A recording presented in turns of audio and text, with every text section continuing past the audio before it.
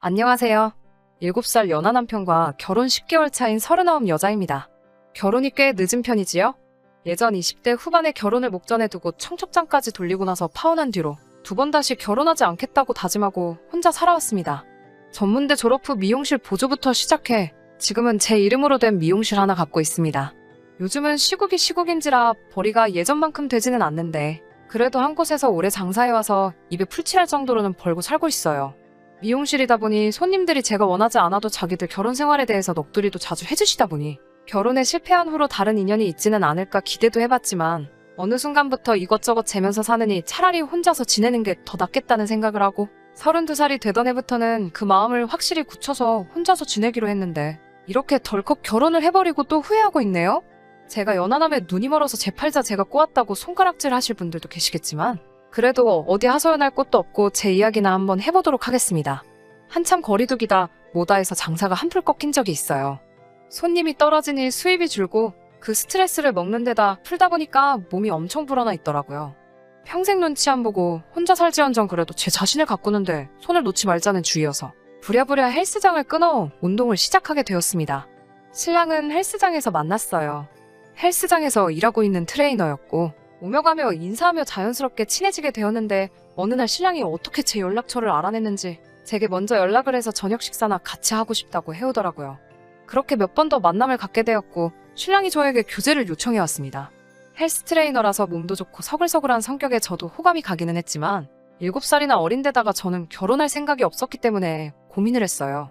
남편이 결혼 생각까지 가지고 있는지는 몰랐지만 나이 차이가 많이 나는 부분이 가장 부담스러웠습니다. 그래서 거절을 했어요.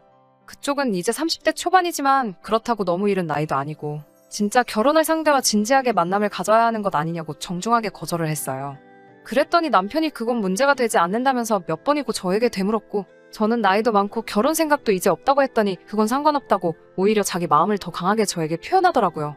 그렇게 남편에게 설득당했고 저희는 교제를 시작하게 되었습니다. 사귀는 동안은 별 문제도 없었고 무난하게 만남을 지속해왔어요. 그러다 언젠가 지방에 계신 부모님 댁에 내려가 봐야 할 일이 생겼다고 말한 적이 있는데 출발하는 당일날 저희 집 앞에 옷을 차려입고 저를 기다리고 있더라고요. 부모님 댁에 같이 내려가자면서요. 저는 교제는 허락했지만 결혼할 생각이 전혀 없던 관계로 괜히 부모님 집에 남자를 데리고 갔다간 괜한 기대를 하게 만들 수도 있겠다는 생각에 한사코 거절했지만 기어코 남편은 저를 따라 부모님 집까지 내려갔습니다. 딸내미 시집 보내기는 글렀다고 생각하셨던 부모님이 제가 남자를 고향집까지 데리고 온 걸 보고는 기뻐서 눈물까지 흘리시더라고요. 그 후 남편은 저에게 계속 결혼을 하자며 구애해왔고 저는 그럴 때마다 매번 거절했습니다. 혼자 살아온 게 오래되었기 때문에 제 삶에 다른 사람이 들어온다는 건 상상도 할 수 없었고 이 나이 먹어서 가정을 꾸리고 아이를 갖는다는 상상을 하니 정말 너무나도 자신이 없었어요. 하지만 남편의 끊임없는 구애와 제가 시집가는 것만 오매불만 기다리던 부모님의 설득에 결국 남편의 청에 응하게 되었어요. 처음 시부모님을 만나는 자리는 긴장보다 고민이 더 되었어요.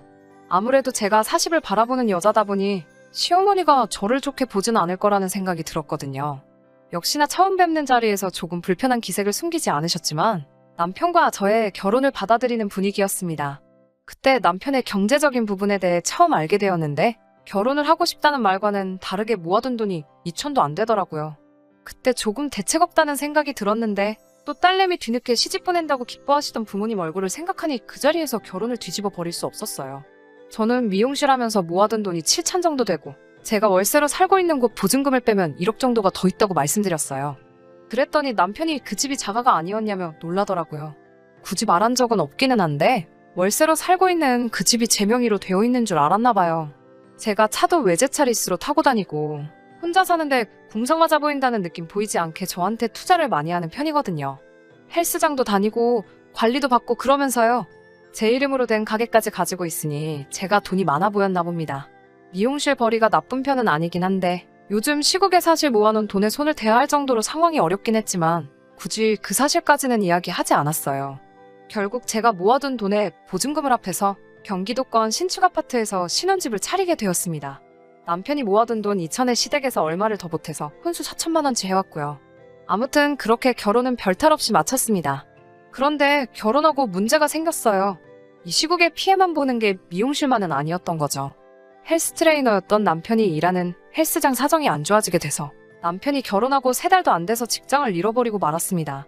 다른 일자리 알아보라고 했는데 배운 게 그거밖에 없다 보니까 헬스장 상황이 다른 것도 별반 다를 게 없는지 일자리를 통구하지 못하더라고요. 그래도 눈치가 보이는지 자기가 집안일을 하겠다고 하는데 아무리 상황이 그래도 찾아보면 힘들게 하루 벌어 하루 사는 분들도 있는데 집에서 놀 생각 하지 말고 집안일 하면서 직장 천천히 구하라고 못 박아뒀어요. 집안일을 한다고 했는데 간단한 청소해놓는 것 말고는 거의 손도 대지 않습니다. 저녁 식사하면 설거지 몰아서 한다고 다음날 제가 퇴근할 때까지 해놓지 않고 있거나 반찬도 직접 하는 게 아니고 어디 마트 같은 데서 이미 조리해서 파는 인스턴트 같은 거를 사놓더라고요. 그걸로 제가 인스턴트 음식은 안 먹는다고 하니 시어머니한테 반찬을 싸달라고 했는가 봐요. 어머님한테서 가게로 전화가 왔어요. 남편이 반찬 싸달라고 해서 남편 손에 쥐어보냈는데 그 무겁고 냄새나는 반찬통 들고 대중교통 타러 가는 모습을 보니 너무 안쓰럽다고 제가 타는 차를 남편을 주라고 하시네요. 저는 제 차로 출퇴근해야 하기도 하고 남편이 일도 안 하고 집에서 노는데 무슨 차가 필요하냐고 대본에 반대를 했습니다. 그랬더니 집안일 한다고 해도 경기권 신도시에 차 없이 어떻게 생활을 하냐고 장을 보려고 해도 10분은 차를 운전해 나가야 하는데 그런 것도 모르고 너무 저만 생각하는 거 아니냐고 저를 나무라셨어요. 듣다 보니 어이가 없어서 제가 실수한 게 맞지만 걔가 차가 뭐가 필요하냐고 자전거면 딱이겠다고 자전거를 사주겠다고 했더니 하늘 같은 남편한테 걔가 뭐냐고 대체 왜 반말을 쓰느냐고 하시면서 앞으로 존댓말을 쓰라고 하십니다. 어머님께 제가 나이가 7살이 더 많은데 존댓말을 쓰라고 하시는 거냐 물어보니 제대로 들었다고 서로 존대를 하는 게 아니고 저만 남편에게 존대를 써야 한다고 하시네요. 그 이후로 당연히 남편에게 존댓말을 하지는 않지만 시어머니와 함께 있거나 통화를 하는 상황에서는 하는 수 없이 존댓말을 사용해왔어요. 정말 하루하루 참고 살고 있으니 부처님이 되는 것만 같았습니다. 가뜩이나 나아질 것만 같지 않은 상황에 변종일이 뭐니 해서 점점 더 악화가 되는 시기였어요.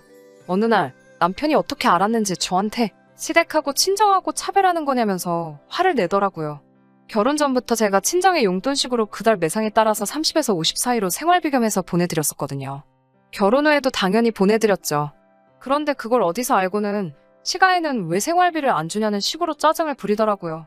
남편 입장에서는 차별이 맞을 수도 있지만 이건 결혼 전부터 드리던 거고 요즘 매출도 안 좋으니 양가해드리려면 얼마 되지도 않는 돈을 반으로 나눠드려야 하니 돈 10만 원 가지고 뭘 드렸다는 기분도 안 나잖아요. 거기에 원래도 얼마 벌지도 못했지만 직장이라고 있던 거 잘려가지고 돈 한 푼도 벌지 않는 남편이 그걸 가지고 불공평하다고 한다는 것 자체가 말이 되지 않았어요. 그래서 그게 뭐가 문제가 되냐고 했어요. 너가 벌어서 더 드리면 되는 거 아니었냐 했더니 어이없게도 남편이 하는 말이 시가에 용돈을 안 보내드렸다는 게 아니라 애초에 왜 친정에 용돈을 드리냐는 식으로 나오더라고요. 그 상황에는 정말 무슨 말을 하고 싶은 건지 알 수가 없어서 대체 무슨 뜻으로 하는 말이냐 물어봤어요. 그랬더니 결혼할 때 시가에서는 돈을 보태줬고 친정에서는 한 푼도 돈을 안 보태지 않았냐면서 정작 결혼할 때 도와준 건 시댁인데 이거 완전 재주는 곰이 부리고 돈은 되놈이 가져가는 꼴 아니냐면서 역정을 내더라고요. 남편 말 틀린 거 하나 없이 친정에서 도와준 거 하나도 없습니다. 그렇지만 제 돈 1억 7천에 제 이름으로 대출까지 땡겼고 남편 돈 고작 2천에 시가에서 보태준 돈 2천 그까짓 거 없었어도 충분히 지금 사는 집 살 수 있었고 대출 조금 더 받으면 해결되는 부분이었습니다. 아니 만약에 정돈이 궁하고 힘들었으면 친정에서도 충분히 건네줄 만큼의 형편은 됐고요. 아무리 제가 나이차가 많이 나도 제가 매달려서 한 결혼도 아니고 그렇다고 형편 기우는 결혼을 한 것도 아닌데 이 남자가 대체 왜 이러는가 싶더라고요. 고작 돈 4천 가져온 거 가지고 저 혼자 벌고 있는 돈을 이리 빼먹고 저리 빼먹고 하려는 건가 싶더군요. 늦은 감이 있지만 저는 그때 깨달았습니다. 나이 차이 나는 저에게 끊임없는 구애를 해온 이유는 저라는 인간을 사랑한 게 아니고 제 겉으로 보이는 모습, 외제차라든지 월세였지만 강남 아파트에 살고 있는 평일 오전에도 헬스장을 다니는 여유를 가진 여자. 제 겉으로만 보이는 부유함을 눈치채고 제게 접근한 것이고 저와 결혼하게 되면서 이 남자가 2번 다시 일도 하려고 하지 않는다는 걸요. 시가 식구들과 친정 식구들에게 말씀드릴 게 있다고 해서 남편만 빼놓고 따로 불러 모아 말씀드렸습니다. 이러이러한 이유들로 이혼을 고려 중이라고 말씀드렸더니 어머니는 김서방이 뭐가 어떠냐면서 오히려 저를 말리십니다. 노처녀의 이혼료 꼬리표까지 달면 이제 시집은 어떻게 또 갈 거냐면서요. 낳을 계획도 없는 손주 이야기까지 꺼내시면서 제가 결정한 결혼이니 그런 사소한 이유로 이혼을 하면 되겠냐고 저를 나무라시고 그 말을 들은 시부모님도 기고만장해져서 남편이 직장을 잃고 스트레스를 받아 그러는 거고 본성은 착한 아이니 자기들이 잘 이야기하겠다고 하더군요. 친정엄마만큼은 저를 이해해 주실 줄 알았는데 제 마음 하나 아무도 몰라주는 이 상황이 정말 답답합니다. 후기입니다. 혼자서 끙끙 앓고 있던 와중에 사건이 하나 더 터져버렸네요. 그날로부터 얼마 되지 않아서 남편이 술값으로 100만 원을 카드로 긁고 왔어요. 술에 잔뜩 취해서 집에 들어왔길래 무슨 술을 먹어야 100만 원을 쓰냐고, 혹시 혼자서 술값까지 다 내고 온 거냐고 같이 마신 친구들은 뭐 했냐고 잔소리를 조금 했어요. 남편은 버럭 화를 내면서 지금 자기 친구들 중 결혼 안 한 애들은 20대 중반의 여자들을 만나고 있고 결혼한 친구들도 비슷한 또래의 여자들과 살림 차려 살고 있는데 내일 모레 40대는 와이프 데리고 살고 있지 않느냐고 하더라고요. 그게 무슨 말이냐 물었더니 그래야 마누라가 자기 떠받들고 사는 걸 알고 면이 서지 않겠냐는 말도 안 되는 소리를 하더라고요. 처음으로 집에서 방방 날뛰면서 고래고래 소리를 지르며 이제 더는 못 살겠다고 이혼을 하자고 소리를 질렀어요.